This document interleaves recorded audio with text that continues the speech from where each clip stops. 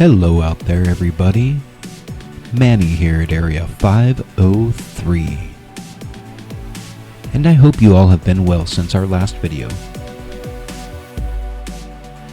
Today I wanted to give you all an update on Who's Lou and go over some of my recent livestream appearances. First, you may have noticed after several weeks of being removed from YouTube, Who's Lou is back. That's right, folks, we are back. And now the conversation continues, proving my point that Mr. Elizondo can run from these questions, but he cannot hide. So now I'm going to continue to keep reaching out to Mr. Elizondo and trying to get my interview with him to get some answers to my questions. But until then, I will continue to spread the word about Who's Lou everywhere that I get the chance. Which brings me to my next point. I have recently been making the rounds on YouTube live streams, trying to spread the word about Who's Lou and attempting to get more people engaged in the conversation. If you go to my main YouTube page, you will see a section called Playlists. There, you will find a list called Livestream Appearances, and on that playlist, you can find all of my livestream appearances. Easy peasy, right? For instance, you will see on the list that I was recently on my buddy Michael at Dark Hour Paranormal's channel, and we spoke about Who's Lou and other subjects.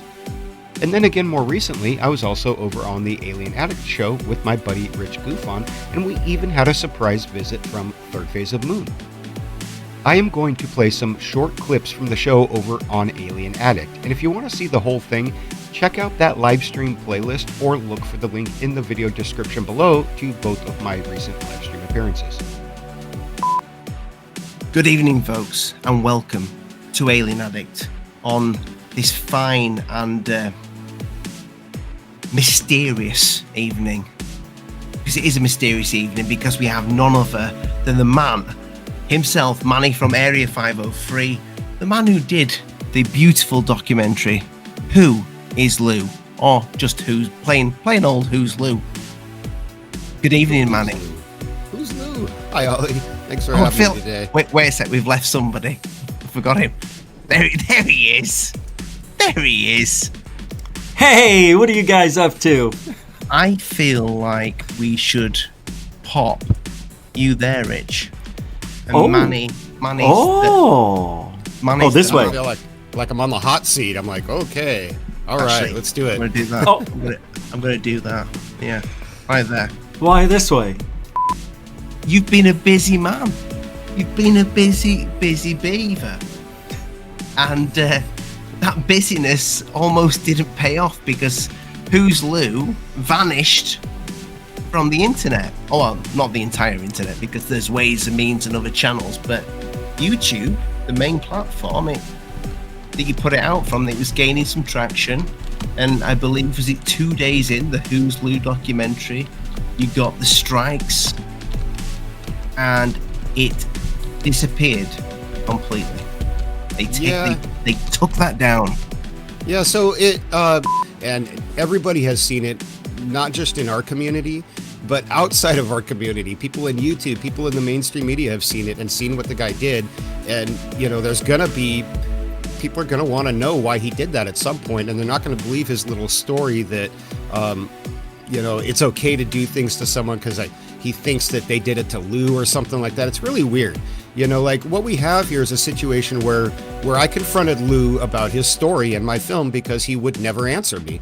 You know, like Rich has tried to talk to Lou for years and called him a BSer from day one, as I have as well, and other people. He's trying to fight him now. He's not just trying to talk to him. He's trying to fight him. Well, yeah, he's as frustrated as I am, man. We've been asking these questions for a very, very long time, and the response that we've gotten is we're ignored from Lou. Meanwhile, he turns a blind eye to these fans of his that do the most atrocious things in his name, and he doesn't distance himself. He doesn't say, "Hey, don't do that. Quit bullying these people." Why do you think these attacks on Manny and yourself are happening? You know, why do you think people get the knickers in such a twist because you disagree with something that's being said? Do you think it's because they think that you're spoiling disclosure, that you're trying to put some pricks in it? as much as I try to understand the way they think, it's impossible to understand how they think. To me, it is very confusing how they're hypocrites. They're doing everything that they're saying I did, that I never did. They are hating the fact that, my channel is supported by all my fans and people who watch. They hate that when I get super chats. They hate when I have a good time. They hate when we make jokes. They do not like successful, happy people. And if they don't like me, change the channel. What is it? What do they care? What is it their business? I'm not talking about them. So I think it's this, I am going to be the person who takes down Gufon. And I'm going to be powerful and all-knowing, and everybody will love me for it. But it's kind of backfired. And people see it as a shameless act, a cowardly act. And it's not one, I'm sorry, there's a group, as we know from our years of on UFO Twitter, there's a bunch of people out there that use this tactic. But people are getting hip to it. You're seeing it in our community. People who are normally, even if they disagree with us about Elizondo or think that they don't like our sarcasm or our humor or whatever, they're still saying that what this group of people is doing is wrong. You need to have another side of the conversation. The echo chamber is crashing down. That house of cards is done. The only person who still believes that that's still a reality is Lou, and he's just going to keep plowing on like that's the truth until, literally, he just crashes and burns. Well, let him. He's going to do it on camera. He's doing it right now in front of our eyes, and everybody's seeing it. When the movie came out, Lou hadn't been on a talk show or on YouTube in, I think, close to 2 months. Within 72 hours of Who's Lou coming out, he was on Fessler's show attacking my character, trying to do everything he could to make sure that the world knew that I was a D-bag and that this was a biased piece, and putting his spin on it. And he's been on a half a dozen talk shows since then, including Jimmy Church, and just last night he was on the UFO Garage, right, the Two Taco Tuesday.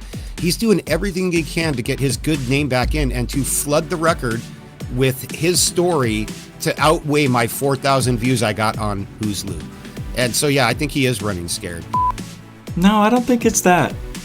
I think they just don't like the fact that Manny made a documentary that had things they may have never knew about, the many businesses and the shortcomings of his father, and how much Lou really isn't who he says he is. In a way, it seems like he was an angry young bully who was bullied and then turns the bullying around to everybody else. So he grew up, was skinny kid, got into the army right after 9/11. And then he got that attitude that comes with some people who look for a way to enhance their own inner being. And I think Lou, because he's not a tall man, he got big and wide, and he became a bouncer. He said he didn't like seeing people bullied. So it's weird just to see what he's doing. I think that's what Manny brought out. A lot of stuff about Lou talking about his childhood. Of course, it was on other things, that he was a very angry kid. And I've said all along from day one that this guy's a bully. So I know they don't like it when I say that. And it relates to the movie, I think. And when they see the movie, they also hear me saying, this about Lou and that about Lou. So for them, it's adding up everything, and they don't like it. They don't like the other way people think. They never thought of it. That's why they see Lou as Jesus Christ. Somebody said in the premiere, they were like, is there anybody in this room who trusts Lou? And I says, I trust the evidence. What's wrong with that? No, I don't trust Lou. I trust the evidence. People lie. Evidence doesn't lie. So that's where I'm at with that. Some people may say, Manny, because you talked about the timescales of Lou's experience with working in this field, and you said you were explaining in the documentary that they don't quite match his background and where he was at the time and what he was doing. But could that not have been covered up with what he was doing? Yeah, of course, and especially if he was in some sort of high-level intelligence community operation, it most certainly could have. But that's not what we're seeing here. We're seeing a paper trail that looks the same as mine on paper.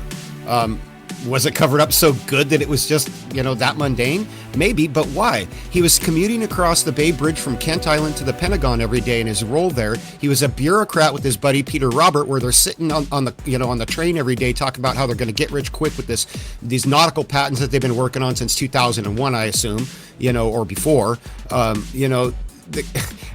It just doesn't add up. If he was riding around in Apaches hunting UFOs like a top secret Mulder, they would have spent more than $22 million. I'll tell you that, because all the $22 million the program had went to those reports that went to Bass. So none of it adds up, Ollie. None of it. The guy was not a super spy. He was a desk agent, and he had access to, in my opinion, probably the same information that was listed in that 180-day report, and that's it. That bit where Luis Elizondo gets introduced to the world by Tom DeLonge for the very first time, though, I never thought that there was no press there at all. I never put I never put two and two together with that at all. Thank you, Rob. I really do appreciate that. You get a Stephen Greer thumb up for that. I need to change Stephen's face. It's too yellow. But I appreciate that, my friend. He's perfect. I never put two and two. Rich, did you put two and two together that there was nobody at that press conference? Press conference. There was nobody at that presentation. As a matter of fact, I think I played it the same time it came on when I was doing. I think I did my show, and saying, "Is nobody there? I don't hear any people, any rustling of seats, any cameras snapping." I said, "There's nobody there." So yeah, I did put it together. Yeah, and other, Rich saw it, we saw it. I don't know if I saw it right away. I don't think I actually saw it until later when I was working on Who's Lou, and I was like, wait a minute, and it might have been something that Rich had said previously, like when that first came out, that popped up in my head later when I was working on it, but when I saw that, I was just like, yeah, that's definitely staged. And why didn't they have anybody there? Because they didn't want questions answered. Who's Lou was hard because I was trying to keep it factual and unopinionated for the most part until the end, when I threw my opinion in, obviously labeled as such. There was one other opinion about UFO Twitter that I put in there just for context, because I don't think people understand how important UFO Twitter and through that YouTube has become to Mr. Elizondo and his power base, so to speak. This has been the group that's been holding him for quite some time and supporting him. That's it. I appreciate that. I appreciate that, Josh. Have they ever released any quarterly, annual financial records? They have. If you look at the breakdown that I did a 3-hour live stream a couple nights back where I went through their annual SEC filings, which are required by law to do during the time that they were offering this money. And I did break a lot of that down, and it doesn't look like the investors have made anything else or have made anything. And now that they're doing this corporate restructuring, I wouldn't be surprised if the investors are laid bare after this. But the bottom line with TTSA, from all of the information that I looked at, is that there's 2 TTSAs going on, and they're still going on. There's a front of the house TTSA that involves Tom DeLonge, Angels and Airwaves, and all their merch and all that stuff, and that's what we all see. There's also a back of the house TTSA, which includes Jim Semivan, Hal Putoff, and all of these strange, bizarre contracts that or projects that require crowded with the government and look like they're going to be programs that they're going to try to get no-bid contracts on through the government for some outrageous amount of sum.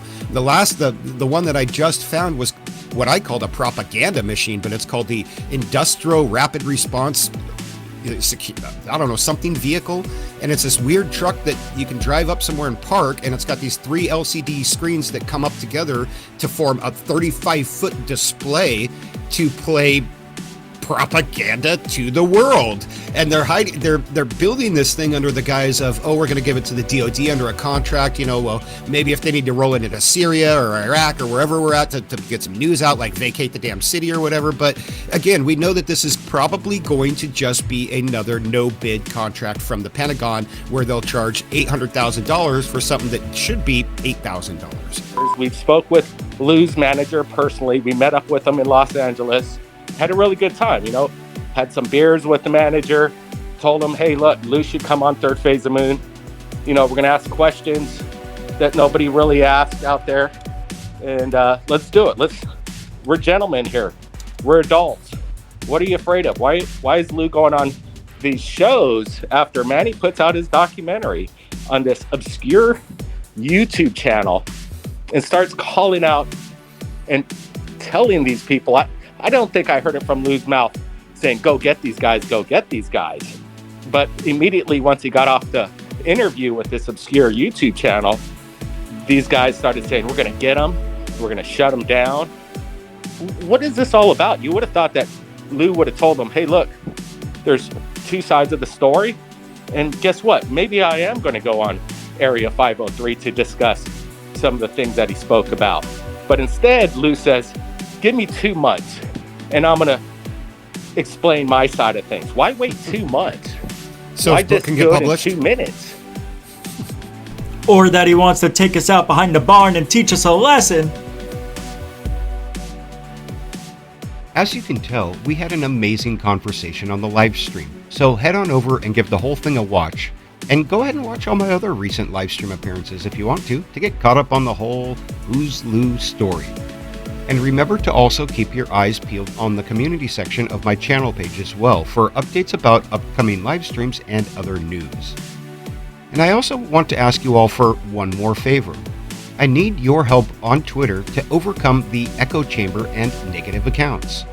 I know, some of you have had some horrible experiences on Twitter, but I need your help to try to turn UFO Twitter back into a place for civil conversation. So please, go out to Twitter, create a free account, and simply follow me at the link in the video description. Then, when you see me making posts using the hashtag Who's Lou and other posts where I'm appealing for Mr. Elizondo to give some answers to these questions, click the heart icon next to the post and then retweet it. You can make your voice heard by simply clicking 2 buttons and adding your voice to mine.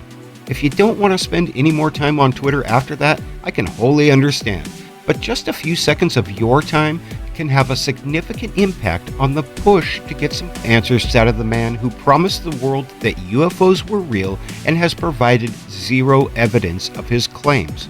So get out there, make those accounts, and follow me on Twitter if you want to have your voice be heard.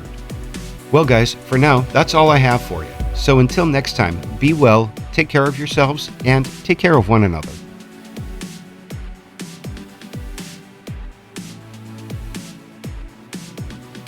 As always, this has been Manny at Area 503, and I wish you all the best until we meet again. And I am out of here to continue my search for universal truth.